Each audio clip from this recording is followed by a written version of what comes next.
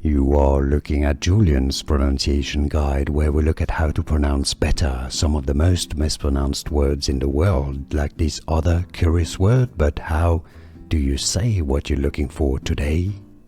Let's look at how to pronounce the phrase unity or unity and peace in French.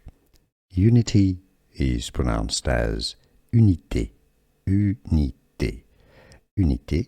Then you have an E, which is French for end. Paix is how to pronounce peace. It's spelling P-A-I-X, but A-I form the sound E and the X is silent. So unité et paix. Unité et paix. Here are more videos on how to pronounce more confusing words and names too many mispronounced. Like this video if you found it useful. I appreciate your support. I'll see you soon and thanks for watching.